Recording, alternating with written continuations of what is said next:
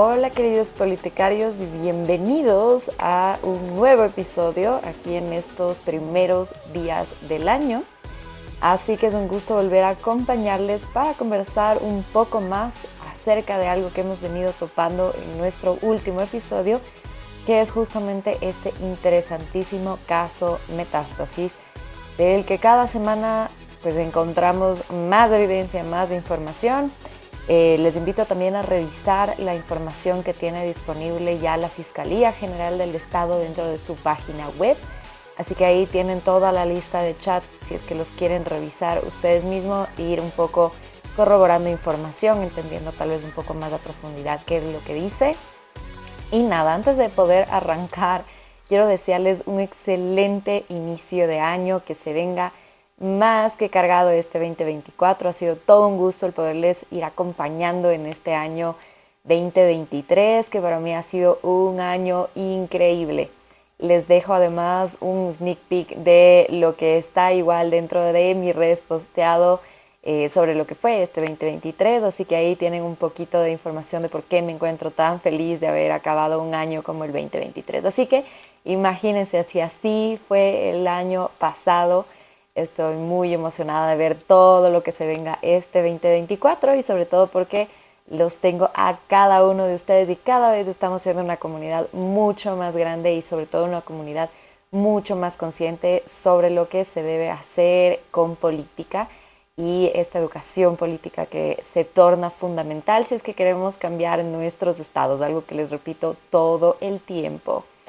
Así que pues entremos ahora sí a materia, veamos un poquito qué nos trae esta semana. Les quiero comentar qué vamos a estar abordando en el episodio de hoy y básicamente nos vamos a estar centrando en tres personajes importantísimos dentro de este caso.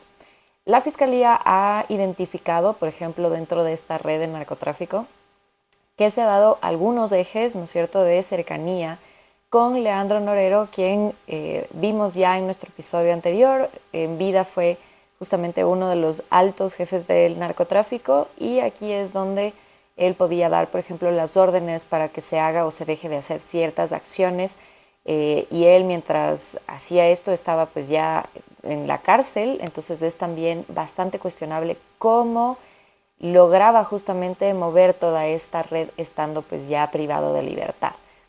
Y yo sé que esto para muchos pues no es nada novedoso, en América Latina esto pasa muchísimo y justamente por ello decimos que las cárceles terminan siendo estas escuelas del delito y no necesariamente unos centros de rehabilitación social. Así que hoy vamos a estar viendo justamente un poco la estructura y veremos sobre todo estos personajes cercanos y cómo estaban justamente relacionados con Leandro Norero. Así que démosle un vistazo de cómo se ve esta estructura. Primero, encontramos que dentro de los socios de Norero se encontraba Javier Jordán, quien era considerado empresario, Ronnie Aliaga como asambleísta en su época, y Daniel Salcedo, que también nos debe sonar mucho, quien además de haber sido también exasambleísta, estuvo relacionado en un tema de corrupción dentro de la pandemia. Se acordarán ustedes de los hospitales en Guayaquil. Además de ello, teníamos a Armando Ruiz como mayor de la policía, Vilmar Camposano, que era también otro narcotraficante. Ahora, dentro de los operadores de justicia de Norero, veamos nuestro cuadro, tenemos dentro de los abogados y principales operadores Elide Angulo, que lo conversamos justamente dentro de nuestro episodio previo como uno de los operadores que ayudaba a que se hagan las relaciones con Wilman Terán dentro de la Corte Nacional de Justicia, Cristian Romero y Javier Novillo, otros abogados también como Armando Flor, Kevin Prendes, Sofía García y César Ácaro. Dentro de la Corte Nacional de Justicia, el propio Wilman Terán, quien hasta hace poco era el presidente del Consejo de la Judicatura, Luis Rivera, Byron Guillén y Roberto Guzmán. Dentro de los jueces en Santo Domingo encontramos a Emerson Curipayo, que lo habrán escuchado mucho por el caso Glass, Ángel Lindao y Víctor Alcíbar como fiscal. Dentro de los jueces de Cotopaxi encontramos a Santiago Zumba y José Luis Segovia, y dentro de los jueces de Manabí a Carlos Zambrano. En los jueces de Guayas, Ronald Guerrero, Richard Galvor, Gustavo Marfetán, Glenda Ortega, y dentro de los fiscales de Guayas, María José Aguirre y John Camposano. Así que imagínense sobre todo esta larga lista de personajes que ayudaban a Norero. Y ahora vamos a hablar además de sus contactos directos. En primer lugar tenemos al sonado periodista de La Posta Anderson Boscan, a la funcionaria judicial y ex colaboradora dentro del Parlamento andino Mayra Salazar, y como recadero a Braulio Mea. Entonces, como ustedes pueden observar, esto es simplemente una base para que tengamos un poquito de piso. Muy bien. Javier Jordán termina siendo parte del caso Metástasis, dado que, si es que vamos un poquito atrás en el tiempo, ya se considera antes del caso Metástasis como un prófugo de la justicia para la Fiscalía General del Estado. Jordán estuvo relacionado dentro de esta venta de medicamentos con sobreprecio en el hospital Teodoro Maldonado Carbo del IES en Guayaquil en pandemia. Entonces se acordarán que justamente estuvo relacionado también con Daniel Salcedo. Ya para esto, cuando se le iban justamente a formular cargos, Jordán abandona el país y se dirige a Miami. Entonces, a partir de esto, la fiscalía como se queda un poco, digamos, estancada en cuanto a qué se puede hacer con él dentro de esta participación. Y dentro de esta, digamos, red de corrupción en el caso de los hospitales se encontraba además relacionada a la familia Bucaram. Aquí estaba relacionado Jacobo, Danilo y Michelle Bucaram Puley, hijos del expresidente Abdalá Bucaram. También se encontraba por ende relacionado Daniel Salcedo y Gabriela Pazmiño como esposa de Dalo. También se lo relacionó además con otras cosas, por ejemplo, estuvo involucrado dentro de esta adquisición de carnets de discapacidad adulterados, que también se dio en pandemia, y gracias a esto Jordán no paga impuestos, dado que se consigue o saca un carnet de discapacidad falso.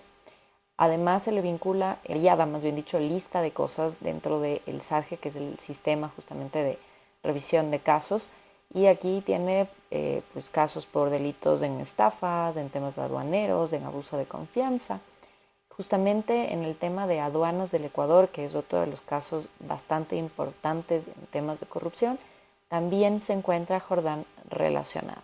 ¿Cómo se relaciona entonces ahora sí con Norero? La Fiscalía lo relaciona en un tema de lavado de activos en el extranjero.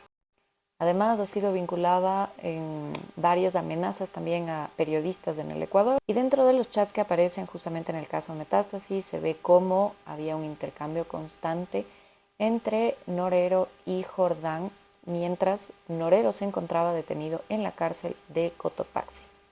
Aquí, por ejemplo, Jordán le hace referencia a Norero en que debe estar tranquilo, que no se preocupe porque pronto iban a recuperar el país y estarían riéndose de cualquier cosa que estaría pasando. Entonces, más o menos, le decía a Norero que tenga paciencia. Aquí, por ejemplo, Norero recibe unas fotografías por parte de Jordán donde le muestra lo que estaba ya realizando en ese entonces asambleísta Ronnie Aliaga, donde Aliaga hace justamente una denuncia ante Fiscalía y también ciertas proclamaciones en la Asamblea en contra de Fernando Villavicencio. Desafío al señor Fernando Villavicencio a que presente la denuncia formalmente ante la Fiscalía General del Estado, pero que reconozca su firma y su rúbrica y demuestre con pruebas lo que se ha de... Esto le permitía entonces a Norero estar un poco más tranquilo, y ese era el mensaje que le transmitía Jordán. Para todo esto tiene que ver con un tema que sale justamente presentado por Fernando Villavicencio, y es la fotografía famosa que vemos ahora acá, que es esta fotografía en la que empieza a relacionarse a muchos personajes con Norero y que están compartiendo en la piscina de la casa de Jordán en Miami. Hablemos ahora un poco del personaje de Ronnie Aliaga, alias El Ruso, quien se ha ido también identificando dentro de estos chats que ha sacado la Fiscalía.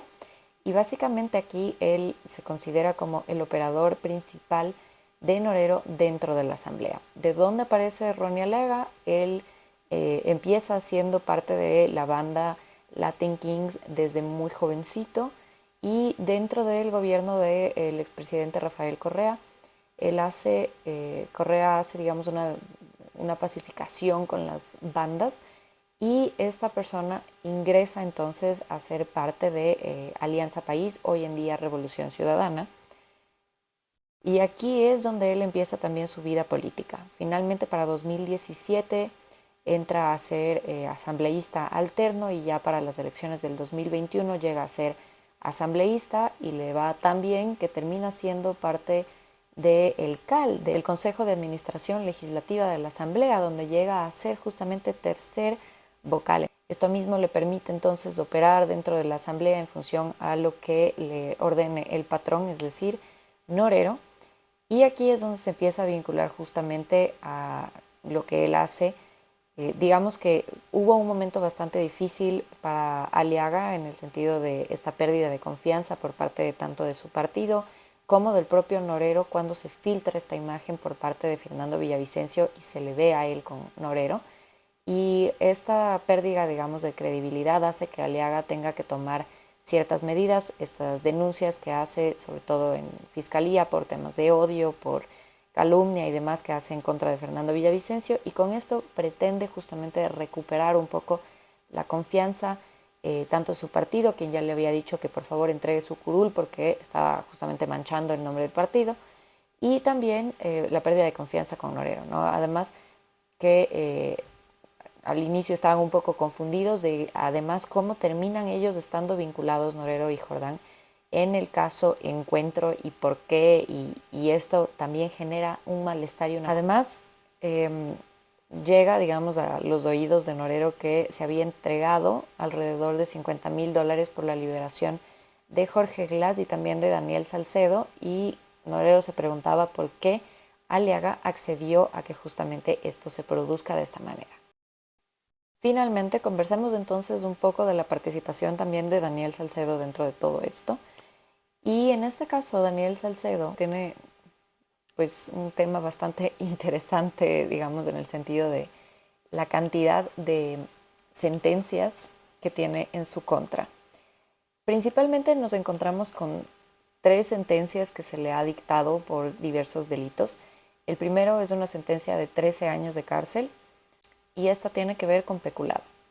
La segunda tiene que ver con 3 años adicionales por ingresar artículos prohibidos a la cárcel. Aquí es donde encuentran que él además tenía un teléfono celular. Y 4 años de cárcel adicional por fraude procesal. Para todo esto, Daniel Salcedo ya se encontraba encarcelado. Todo esto inicia a través justamente del tema de la pandemia que habíamos conversado. Bueno, es interesante porque aquí el juez Simón García Tello de Manabí le otorga nuevamente la libertad, pese a que ya tenía esas 3 sentencias, diciendo que no se han cumplido todavía, digamos, todas las instancias posibles a las que podía llegar Salcedo. Y esto haría entonces que las sentencias no necesariamente sean sentencias ejecutoriadas. ¿Qué es lo que él alega, este juez? Justamente que como estas prisiones preventivas se dieron a lo largo del 2020 y 2021, entonces significa que para 2022 él estaba cumpliendo una pena privativa de libertad que no tenía, según el juez, una sentencia en firme, justamente porque le faltaban que pase, por ejemplo, por casación, al menos por la Corte Nacional de Justicia en el tema del peculado y en el tema de ingreso de artículos prohibidos a la cárcel. Entonces, básicamente, y hasta que esto no esté resuelto, ya se había caducado esta pena privativa de libertad. Yo sé que suena de locos. Con esto, Salcedo obtiene su libertad anticipada, digamos, y acude de manera telemática, al menos desde Guayaquil, a una de pues las casaciones que tenía justamente que cumplir, que lo hace de manera telemática, como menciono, desde Guayaquil, y la Corte le dice que su casación justamente va a hacer que él deba retornar a la cárcel, y a partir de entonces nunca más retornó a la cárcel. Es decir, que al igual que Javier Jordán, se convierte en otro prófugo de la justicia. Y parece que además los jueces que le ayudan son varios. Tenemos otro juez en Quevedo que, por ejemplo, le le ayuda también, ¿no?, a que él pueda tener de vuelta sus bienes y de esta manera también estar un poco más tranquilo. Entonces es interesante cómo varios jueces también aquí obran a favor de, pese a que esta persona tiene, pues, sin duda alguna, una lista bastante amplia de delitos. Así que con esto, con estos 3 personajes, tenemos un poco más de información de lo que ha venido pasando dentro de este caso y quiénes han sido, para por lo menos estar un poco más ubicados. En nuestro siguiente programa vamos a estar hablando tal vez un poco de los retos también que tiene el Ecuador ahora en este 2024 en torno no solo a este caso, sino en la depuración general también de, pues, del sistema de justicia y también del poco plazo que tenemos para lograrlo y cómo realmente están funcionando los temas. Y ya para un siguiente análisis del caso Metástasis estaremos conversando también del ex vicepresidente Jorge Glass, del propio Anderson Boscan, que ha sido alguien que ha llamado mucho también la atención dentro de este caso, y sin duda alguna también pues del resto de personajes que sigamos teniendo mayor información. Así que ha sido un gusto el poder por lo menos compartir con ustedes pues esta breve información que nos ayude a centrarnos un poco mejor, y los espero en el siguiente programa Politicarios. Espero nuevamente que tengan un feliz año. Hasta pronto.